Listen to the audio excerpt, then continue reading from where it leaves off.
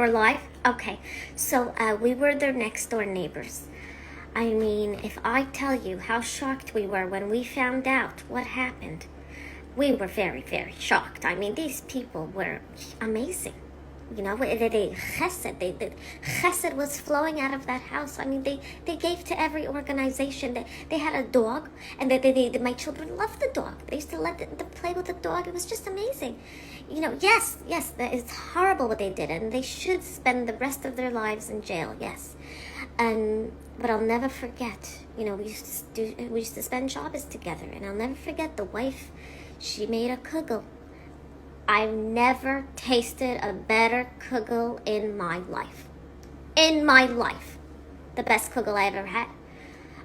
Yes, you know, they murdered. I know, it's horrible, but the kugel. I know everybody thinks I'm a nebuch in this community, but I knew all along that something was fishy. And when I decided one day to tell someone, they thought I was crazy. And I said, something's going on in that family. Nobody believed me because I'm a nebuch. But now I say I told you so, but I told you so is too late. So, you know what? Listen to the nebuchs. The nebuchs are not so nebuch after all. It just doesn't make sense. You know, she was such a nice lady. I recall one year, we were making Pesach food for a whole organization. It was a tremendous amount of food, and we decided to volunteer and make a lot of food. And, you know, at one point I told her, where are we going to store all this food? And she looked at me in the eye and she said, Rivka, don't worry, I've got freezers in my basement. And I didn't make much of it. And I said, all right. How many freezers do you have? Because there's a lot of food.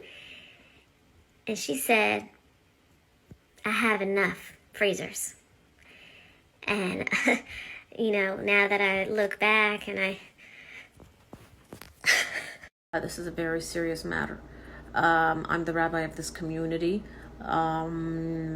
This family has donated so much money towards our shul. I'm talking big time.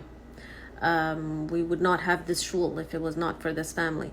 But what they did was unspeakable. But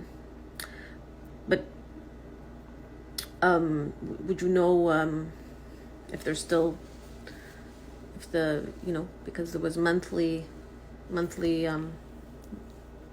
payments towards the shul, or no, just horrible people. Yeah, my mom told me to cover my face because I'm in shidduchim. So anyways, I'm a bacher. I lived upstairs. I was renting from this family upstairs. And they were really nice to me. They invited me a few times. Actually, almost every day that I would get a text message, you want to come over for a meal? And my mother was like, no. You'll only come over to my house. And so, kibud ava'im and stuff. And so, shkacha pratis. I never went there. And it really didn't smell too good. I also found it weird. I had a tight schedule in yeshiva. And so when I would go early in the morning to daven, they would take the garbage out at around 4:30 in the morning. Every morning. That was really weird.